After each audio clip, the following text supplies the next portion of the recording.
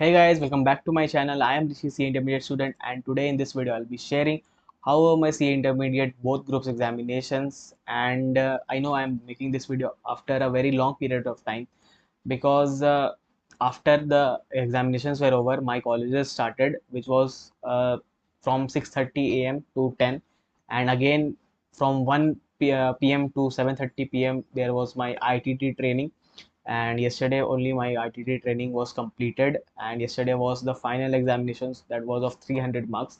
So now I am totally free, and so that is why I am making this video now. So without any further ado, let's get started.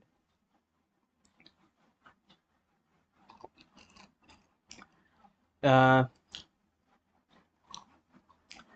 So group one की पहले बात करें तो group one का पहला paper जो था advance accounts, वो मेरे को देना नहीं था क्योंकि मेरे को नवंबर 23 का जो अटेम्प्ट था उसमें एग्जामेशन आया था, which was of 64 marks, and इसी कारण मेरे को देना नहीं पड़ा इस बार एडवांस अकाउंट्स। एंड अब पेपर टू की बात करते हैं तो जो कि था लॉ, जो लॉ मेरे मेरे ख्याल से काफ़ी अच्छा गया, क्योंकि जितना मैंने पढ़ा था मतलब और आ सकता था। ऐसा नहीं कि मतलब जितना मैंने एक्सपेक्ट करा उतना ही आएगा, और आ सकता था, बट मैंने 3 चैप्टर छोड़ दिए थे, जो कि एक फेमा था। फेमा मैंने आखिरी में ही उठाया था। उसके बाद एक बुक्स ऑफ अकाउंट्स और ऑडिटर वाला जो चैप्टर था, और हाँ, कम फॉरेन कंपनी का जो चैप्टर था वो भी मैंने छोड़ दिया था। तो 4 चैप्टर टोटल छोड़ा था, लेकिन फिर भी मेरा अच्छा ही गया, लॉ खराब नहीं गया। एंड आई एम एक्सपेक्टिंग कि मेरे को 50 to 55 लॉ में आ सकता है, अगर एमसीक्यू मिला के बोले तो। एमसीक्यू मिला के हाँ 50 to 55 अप्रोक्सीमेटली आ सकता है, ऐसा चांसेस है। एंड अब बात करें पेपर थ्री की, जो था टैक्सेशन। तो टैक्सेशन में मेरा डायरेक्ट टैक्स काफ़ी अच्छा गया जीएसटी के कंपैरिजन में। और जीएसटी, दिक्कत ये था ना कि जीएसटी मैंने पहले रिवाइज नहीं किया था।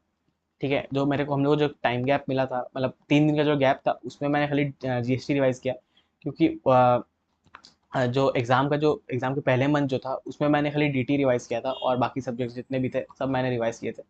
लेकिन डीटी मैंने रिवाइज ही नहीं किया था, मतलब सॉरी, जीएसटी मैंने रिवाइज नहीं किया था। एंड आखिरी के टाइम पे मैंने जीएसटी रिवीजन चालू किया था। एंड मेरे को उस टाइम कुछ नहीं आ रहा था, मतलब लिटरली मेरे को ऐसा लग रहा था कि मैं फिर से पढ़ रहा हूँ। नवंबर के बाद मैंने जीएसटी उठाया था आपका अप्रैल में। अप्रैल का एकदम एंड में तो मैंने 3-4 दिन जीएसटी पढ़ा था बस। और उसमें मेरे को ऐसा लगता था कि मेरे को कुछ नहीं आता है, लिटरली कुछ नहीं आता। हाँ, मैंने 6-7 चैप्टर कंप्लीट कर लिए थे रिवीजन, लेकिन फिर भी मेरे को एकदम कॉन्फिडेंस नहीं आ रहा था, क्योंकि ऐसा लग रहा था फिर पहली बार पढ़ रहा हूँ। एंड जो गैप मिला था 3 दिन का, उसमें भी मैंने 2 दिन जीएसटी को दिया था एंड एक दिन डीटी दिया था।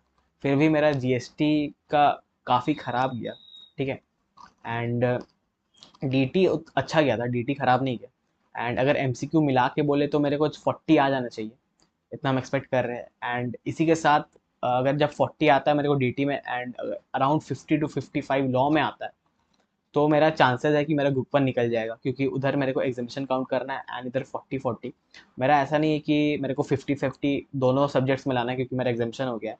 क्योंकि मैंने पूछा था एक सर से, तो उन्होंने कहा कि since you have not passed any group, जिसके कारण तुम्हारा एडवांस अकाउंट्स एग्जाम्प्ट हुआ है, and you had failed but you scored an exemption, तो इस कारण तुमको 40-40 एंड 60 लाना है। मतलब एग्जाम्पशन जो भी आया था वो मिला करके you need to score at least 150। तो अगर मेरे को लॉ में 50 आता है एंड टैक्स में 40 आता है, तो आई एम इजीली पास्ड। ठीक है। तो मेरा काफ़ी ज़्यादा चांसेस है कि ग्रुप वन निकल जाएगा। एंड अब बात करें ग्रुप टू की, तो ग्रुप टू का सबसे पहला पेपर जो था, पेपर नंबर 4, जो कॉस्टिंग था। तो कॉस्टिंग भी काफ़ी अच्छा गया है। कॉस्टिंग में हालांकि मैंने वर्किंग जो, हाँ नहीं नहीं सॉरी, कॉस्टिंग में भी मैंने 2-3 चैप्टर छोड़ दिए थे। ठीक है। लेकिन फिर भी कॉस्टिंग काफ़ी अच्छा गया। एंड आई एम एक्सपेक्टिंग कि मेरे को उसमें एग्जामेशन आ जाना चाहिए। हालांकि जो थ्योरी का जो चैप्टर था, मैं थ्योरी का जो क्वेश्चन था, थ्योरी वो मेरे से छूट गया था। अगर वो मैंने अटेम्प्ट कर दिया होता, मतलब टाइम अगर रहता और मेरा कंप्लीट हो जाता वो थ्योरी का क्वेश्चन, तो मेरे को श्योर शॉट एग्जामेशन आ जाता। लेकिन सिंस वो थ्योरी का क्वेश्चन नहीं हो पाया, तो चांसेस है कि 90% मेरे को एग्जामेशन आने का चांस है और 10% नहीं भी आने का चांस है। तो I will still revise costing, because उसमें चांसेस कम है कि एग्जामेशन आए। एंड अब बात करें पेपर नंबर 5 जो कि था ऑडिट। ऑडिट मेरा काफ़ी ख़राब गया है, I will be honest. Audit मेरा काफ़ी ख़राब गया है, उसमें 40 भी स्कोर करना मुश्किल है मेरे लिए। हालांकि क्वेश्चन पेपर आसान आया था, जिन्होंने पढ़ा था उनको काफ़ी आसान लगा। बट सिंस मैंने पढ़ा ही नहीं था ऑडिट, मैंने क्लासेस तो ली थी लेकिन फिर मैंने क्लासेस कंप्लीट ही नहीं की। एंड आखिरी का जो 3 दिन का गैप था उसमें भी मैंने 3 से 4 चैप्टर ही किए थे, क्योंकि पहली बार ही पढ़ रहा था। एंड यही गलती हो गया यार मेरे से कि ऑडिट अगर मैं कंप्लीट कर लेता क्लासेस, यार भटक गया था मैं, पता नहीं डाइवर्ट हो गया था इधर सब चीज़ से। एंड फिर ऑडिट का क्लासेस लेने के बाद फिर मैंने एफएम ही चालू कर दिया। पता नहीं फिर एफएम चालू कर दिया तो वो काफ़ी लंबा चला गया मेरा, काफ़ी लंबा खींचा गया। एंड फिर ऑडिट पढ़ने का भी मन नहीं किया। उसके बाद एफएम ख़त्म होने के बाद एसएम चालू कर दिया था। तो इन सब चक्करों में भाई मेरा ऑडिट ही पूरा बर्बाद हो गया, ठीक है। और ऑडिट के कारण मेरे को सितंबर में फिर से ग्रुप 2 देना पड़ेगा, क्योंकि ऑडिट में मेरे को 40 आ नहीं रहा है। अगर 40 आ जाता तो कोई चांसेस रहता कि इधर एग्जामिशन मिला करके इधर और कुछ कुछ करके परम्यूटेशन कॉम्बिनेशन करके मेरा ग्रुप 2 निकल जाता, लेकिन सिंस ऑडिट में 40 नहीं आ रहा है तो I need to give group 2 again. And अब बात करें जो कि था 6th paper F M S M भी अच्छा गया। हालांकि एस एम मेरा 15 से 20 मार्क्स छूट गया, आता था क्वेश्चन, वैसा नहीं कि नहीं आता था, but due to the limited time मेरे से छूट गया क्वेश्चन। एंड दिक्कत ये हुआ कि उसमें एफएम में मैंने काफ़ी ज़्यादा ही समय दे दिया था। लगभग मैंने 2 घंटा एफएम को ही दे दिया, 2 से ढाई घंटा मैंने एफएम को दिया था, ठीक है। हाँ, 2 आवर्स मैंने एफएम को दिया था।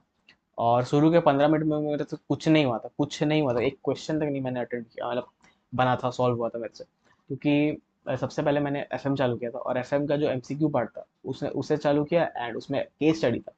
और केस स्टडी में से बन ही नहीं रहा था, मेरे को लिटरली रोना आ गया था शुरू के 15 मिनट में कि भाई मेरे से एक क्वेश्चन तक नहीं बना है अभी तक। मैंने ऐसा नहीं कि एफएम मैंने पढ़ा ही नहीं था, एफएम मैंने एक बार पढ़ा था और 2 बार रिवीजन किया था एफएम मैंने।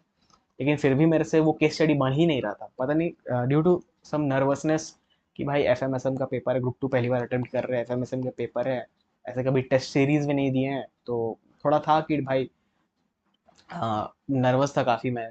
और इसी कारण सुबह 15 मिनट कुछ नहीं बना मेरे से, केस स्टडी था कुछ नहीं बना।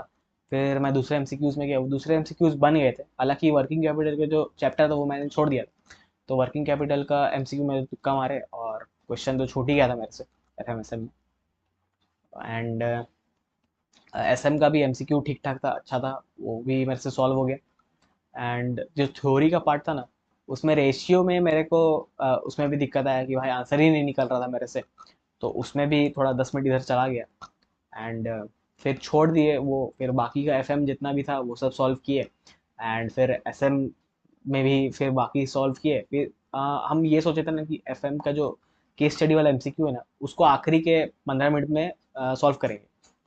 तो जैसे ही एसएम ये कर रहे थे तो एसएम का मतलब लगभग जितना 15 मार्क्स का जो था वो मैंने लिखा। और सॉरी, 15 मार्क्स से छूट गया मेरे से, ठीक है, एसएम में। तो बाकी जितना भी था एसएम में वो मैंने लिख दिया। फिर देखा कि थोड़ा टाइम कम है अब एफएम, तो केस स्टडी भी काफ़ी लंबा था, तो सोचे कि अब केस स्टडी चालू करते हैं। तो केस स्टडी कर रहे थे तो 5 से 10 मिनट के अंदर मेरे से केस स्टडी पूरा ही सॉल्व हो गया।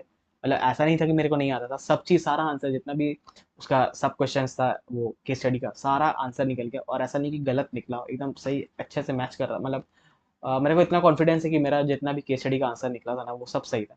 और मेरे को ये यकीन था कि मैं बना लूंगा, लेकिन उस टाइम शुरू में नर्वसनेस के कारण मेरे से बना ही नहीं। तो ये दिक्कत आ गया था।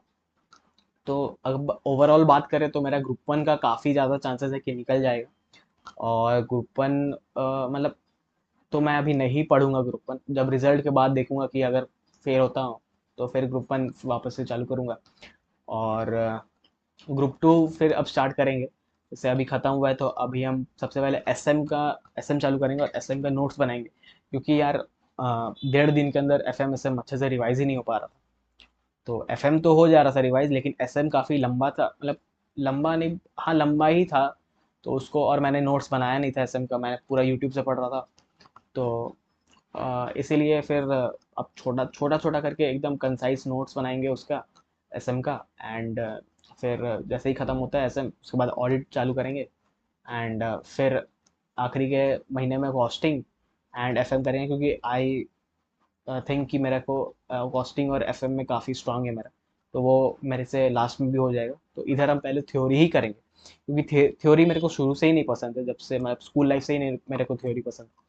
तो इसीलिए थ्योरी पढ़ने में मन भी नहीं करता है। तो अभी थोड़ा कोशिश करेंगे थ्योरी में थोड़ा ज़्यादा पकड़ बनाए एंड थ्योरी अच्छे से करें। तो ऑडिट एसएम वापस अब चालू करेंगे, एफएम और कॉस्टिंग और आखिरी में करेंगे।